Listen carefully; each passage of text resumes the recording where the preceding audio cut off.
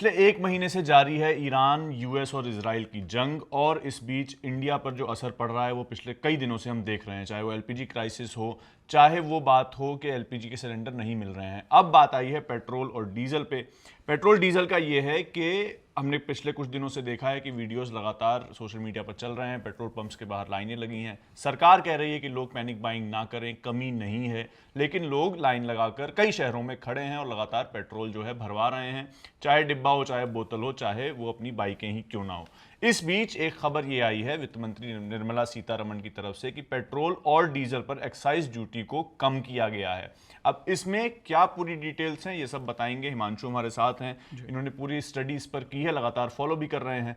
और इसमें क्या आपको जो पेट्रोल आपकी बाइक और गाड़ी में भर रहा है वो उसके प्राइस कम होंगे या नहीं, ये जो सवाल आपके मन में है उसका सारा जवाब हिमांशु देंगे। हिमांशु, पहली बात की क्या कम हुआ है इस पर, क्या सीधे सीधे प्राइस कम किए गए हैं या कोई टैक्स कम किया है, थोड़ा विस्तार से समझाइए। ठीक है, देखिए सत्यम, सबसे पहली चीज़ ये है कि जो पेट्रोल, जो मेन डीजल या पेट्रोल जो भी डीलर्स को आता है उसके ऊपर अच्छा खासा सरकार मोटा टैक्स वसूलती है। राज्य सरकार भी और केंद्र सरकार भी, कई तरह के टैक्स होते हैं। अगर एक मोटा मोटा अगर दिल्ली के दाम के हिसाब से अगर अंदाज़ा लगाया जाए तो डीलर्स को अप्रॉक्स 55 रुपये प्रति लीटर के हिसाब से दिल्ली में पेट्रोल मिलता है। उसके ऊपर राज्य सरकार वैट वसूलती है, केंद्र सरकार एक्साइज ड्यूटी वसूलती है, उसके ऊपर स्पेशल एक्साइज ड्यूटी एक और होता है। उसके अलावा डीलर का जो मार्जिन होता है 3 से 4%, कहीं 2 से 3% ऐसे मार्जिन होते हैं। उसके अलावा ट्रांसपोर्टेशन का भी एक उसमें परसेंटेज होता है। तो ये सब मिलाकर, कई सारे टैक्स मिलाकर पेट्रोल हमें दिल्ली में अप्रोक्स 95 रुपये लीटर मिलता है। तो अच्छा खासा मोटा चीज टैक्स का लगता है। तो अभी ये हुआ है कि सरकार ने ये फैसला लिया है कि ये जो टैक्सेस हैं इसमें एक एक्साइज ड्यूटी है और एक स्पेशल एक्साइज ड्यूटी है। जो पेट्रोल में अभी 13 रुपये लग रहा है और अभी के दाम के हिसाब से 13 रुपये पेट्रोल में स्पेशल एक्साइज ड्यूटी लग रही है और 10 रुपये डीजल में। तो सरकार ने यह फैसला लिया है कि स्पेशल एक्साइज ड्यूटी 10 रुपये कम कर दी जाए पेट्रोल में और डीजल में, दोनों में। तो पेट्रोल में जो 13 रुपये स्पेशल एक्साइज था वो 10 रुपये कम हुआ, तो अब सिर्फ 3 रुपये स्पेशल एक्साइज ड्यूटी हो गया। और डीजल में जो 10 रुपये था वो 10 का 10 पूरा कम हो गया, तो वो 0 रुपये हो गया। तो ये फैसला सरकार ने अभी लिया है। अब सवाल ये है कि ये आम आदमी पे क्या असर पड़ेगा। क्या ये जो स्पेशल एक्साइज ड्यूटी कम हुई है तो क्या पेट्रोल पंप में रेट कम होगा? तो उसका जवाब है नहीं, अभी ऐसा कुछ नहीं होने वाला है। देखिए, अभी जो, जैसा कि हमने बताया, आपने बताया कि जो वेस्ट एशिया है वहाँ पे कॉन्फ्लिक्ट के हालात हैं। जो क्रूड ऑयल के रेट हैं वो $100 से ऊपर जा चुके हैं प्रति बैरल। यानी कि बैकएंड से पेट्रोल डीजल जो है, जो क्रूड ऑयल है, वो महंगा आ रहा है। ठीक है, लेकिन अभी तक जो सरकार देश में पेट्रोल डीजल हम लोग जो खरीद रहे हैं, जो बेच रहे हैं, वो पुराने प्राइस पे खरीदे हुए पेट्रोल डीजल थे। अच्छा। जो पुराने प्राइस में हमने खरीदा था तो हम लोग को वही रेट पे मिल रहा था। लेकिन अब हालात ये हो गए हैं कि पीछे से जो आया हुआ पेट्रोल डीजल है उसको बेचने की बारी आ रही है। तो जो भारत पेट्रोलियम है, हिंदुस्तान पेट्रोलियम है, ये जो सरकारी जो कंपनियां हैं, वो लोग अब ये पेट्रोल जो महंगा खरीदा है उसको आगे वो लोग महंगे में बेचेंगे, क्योंकि उन लोगों का भी अपना मार्जिन है, तो वो लोग आगे बेचेंगे महंगा। तो सरकार नहीं चाहती कि आम लोगों को ये नए प्राइस जो है, महंगे प्राइस वो मिले। तो सरकार ने क्या किया है कि ड्यूटी जो है, जो स्पेशल एक्साइज ड्यूटी है, वो कम कर दिया है। यानी कि जो पीछे से जो मेन रेट है पेट्रोल डीजल का पर लीटर रेट, जो लोकल उन लोगों को, जो पेट्रोलियम कंपनियों को पड़ रहा था, वो तो महंगा हो गया है। लेकिन सरकार उसके ऊपर प्रति लीटर जो अपना टैक्स से अपना वसूलती थी सरकार अपने फायदे के लिए, उसको उसने कट ऑफ कर दिया है। तो इससे हुआ क्या है कि पेट्रोल के रेट भले ही महंगे हो गए हैं, लेकिन टैक्स कम होने के बावजूद पेट्रोल के रेट अभी जितने थे उतने में स्थिर हो गए। हम जो पे कर रहे हैं वो अभी फिलहाल वो प्राइस नहीं सेम रहेगा, अगर कोई कम नहीं हुआ। ये मैं आपसे पूछूं कि अगर आने वाले दिनों में क्या अगर ये जारी रहा तो क्या तब पेट्रोल डीजल के प्राइस बढ़ने के आसार हैं? जैसे हमने एलपीजी का देखा कि एलपीजी के प्राइस पहले बढ़े भी थे, उसके बाद थोड़ा क्राइसिस भी आया, धीरे धीरे नॉर्मल भी हो रहा है। लेकिन क्या पेट्रोल और डीजल के भी प्राइस इस तरीके से आम आदमी की जेब पर क्या ये बढ़ सकते हैं? जी हाँ, इसके जो दैनिक भास्कर की इस पर एक रिपोर्ट आई है, दैनिक भास्कर की रिपोर्ट में यह दावा किया गया है कि जो प्राइवेट कंपनी है, जैसे कि मैं आपको बता रहा था अभी, जैसे हमने ये जो फैसला लिया इसके पहले, एक दिन पहले जो 26 तारीख थी, उसमें नायरा एनर्जी जो है उसने अपने रेट बढ़ा दिए थे, ठीक है, वो प्राइवेट कंपनी है, उसने अपने रेट बढ़ा दिए थे।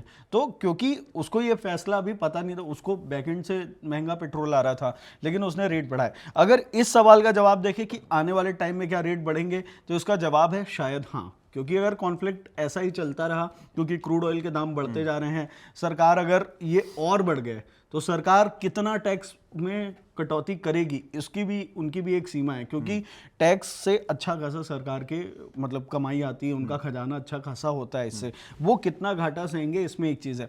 इसमें एक चीज़ और है सत्यम, हमने हमेशा देखा है, पिछली बार भी हमने देखा था, कुछ सालों पहले की बात है ये, केंद्र सरकार जब भी किसी टैक्स में कटौती करती है तो हमेशा ये देखा जाता है कि राज्य सरकार भी कुछ छूट देती हैं, हमेशा ऐसा देखा जाता है।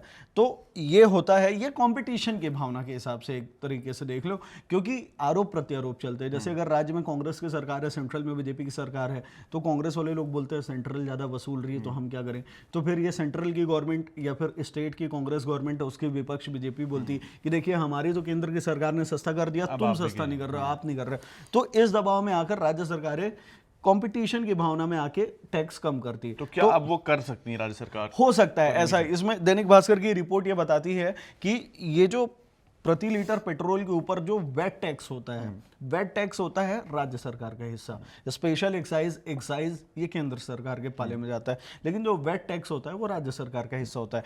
दैनिक भास्कर की रिपोर्ट ये कहती है कि अगर राज्य सरकार अपनी वेट टैक्स में कुछ छूट दे तो हो सकता है कि पेट्रोल या डीजल के दाम 2 से 5 रुपए तक कम हो जाएं।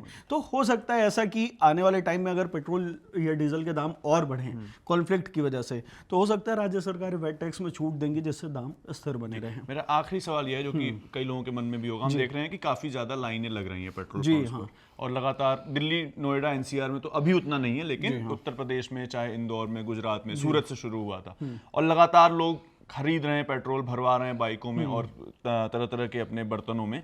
मेरा सवाल आपसे ये है कि जो ये अभी क्या स्थिति है पेट्रोल की हमारे देश में, सरकार ने क्या कहा है, क्या जैसे एलपीजी की कमी जो है थोड़ी बहुत आई थी, कमर्शियल सिलेंडर को बंद करना पड़ा था, क्या पेट्रोल हमारे पास अभी मौजूदा समय पर कितना है, कितने दिन का है? अगर ये जानकारी आपके पास हो तो सरकार की तरफ से। पेट्रोलियम मिनिस्ट्री या फिर जो हमारे हरदीप सिंह पुरी जो मंत्री हैं, केंद्रीय मंत्री, उन्होंने भी अभी भी ये ट्वीट करके और बार बार ये लेटर निकाल के सरकार ये दावा कर रही है कि इस देश में पेट्रोल डीजल की कोई कमी नहीं है। हमने देखा उत्तर प्रदेश के मुख्यमंत्री ने भी पहले ये कहा भी, और कल आधिकारिक सरकार की तरफ से बयान आया कि पैनिक बाइंग ना करें, कमी कोई नहीं है, पेट्रोल इनफ है, हर पेट्रोल पंप पर पेट्रोल मिल रहा है। तो इसको लोग मतलब ये अपील की जा रही है कि एलपीजी क्राइसिस में ऐसा नहीं कहा गया था कि पैनिक बाइंग है, एलपीजी क्राइसिस को कहा गया, बाकायदा कहा गया बाकायदा ये क्राइसिस है, क्राइसिस, आपको संभल के रहना पड़ेगा, ये बचत करनी पड़ेगी वगैरह। लेकिन पेट्रोल के मामले में सरकार स्ट्रॉन्ग है ये। लेकिन इसमें एक चीज सत्यम, हमें ये चीज फोकस करनी चाहिए कि जब भी ये देश में ना, हमेशा हमने देखा है कि जब भी कुछ ऐसे मतलब फायदा कमाने वाली बात होती है, कोरोना का टाइम हमने देखा कि जो 5 रुपए 10 रुपए वाला जो सर्जिकल मास्क है वो लोगों ने 100 रुपए में, 200 रुपए में इमरजेंसी में खरीदा। सैनिटाइजर की कमी हो गई थी, लोगों ने इतना फायदा उठाया कि किसी भी तरह के अल्कोहल को किसी भी ग्लिसरीन के साथ मिला के कुछ भी करके बेच दे रहे हैं 100 रुपए के डब्बे में, मतलब फायदा कमा। एलपीजी में हमने देखा कितना महंगा करके ब्लैक मार्केट वाला जो सीन है ना, पेट्रोल पंप भी यही कर रहे हैं। कल हमने सोशल मीडिया पे कई सारे वीडियो देखे कि पेट्रोल पंप में पेट्रोल के टैंकर लगे हुए हैं, पेट्रोल भरा जा रहा है, लेकिन पेट्रोल पंप वालों ने पेट्रोल देने से मना कर दिया है। क्यों? क्योंकि वहाँ पे वीडियो सामने आए जो सोशल मीडिया का दावा है उसमें ये कि वो लोग अलग अलग से जो टैंकर ला के जो ब्लैक करके जो पेट्रोल बेचते हैं, उन लोगों को वो बेच रहे हैं थोड़े ज्यादा दाम पे, ताकि वो लोग आगे ब्लैक मार्केटिंग करके पेट्रोल और महंगा कर सके। ये मुनाफाखोरी, कालाबाजारी है, वो तो हर मुद्दे पर, चाहे मतलब कोरोना जैसी चीज को नहीं छोड़ा तो ये तो फिर भी ऐसा वाला क्राइसिस है, इसमें हमारे देश में किसी की अनफॉर्चुनेटली मतलब फॉर्चुनेटली किसी की जो है मौत वगैरह नहीं हो रही है, कोरोना को नहीं छोड़ा गया। तो ये जो कालाबाजारी है वो तो है ही, चाहे वो एलपीजी हो चाहे पेट्रोल हो। पर फिलहाल जो मोटा मोटी बात है वो ये है कि एक्साइज ड्यूटी, जो एडिशनल एक्साइज ड्यूटी जो है वो कम हुई है। हिमांशु ने आपको बताया, समझाया कितनी कम हुई है, लेकिन अभी आपकी जेब पर ना सस्ता होगा ना महंगा होगा, क्योंकि वित्त मंत्री निर्मला सीतारमण ने ये कहा है कि चूंकि आपकी जेब पर असर ना पड़े, कस्टमर्स को ज्यादा पे ना करना पड़े, उसके लिए प्राइसेस ना बढ़े, इसलिए हमने एक्साइज ड्यूटी को जो है कम कर दिया है। तो फिलहाल की ये सारी अपडेट है इससे जुड़ी हुई, और तमाम खबरें, तमाम जानकारी आपको हर रोज़ खबरगाहों पर मिल रही है, अलग अलग वीडियोस के थ्रू। अंतर्राष्ट्रीय लेवल पर क्या चल रहा है वो अपने शोज़ में हम आपको बता रहे हैं।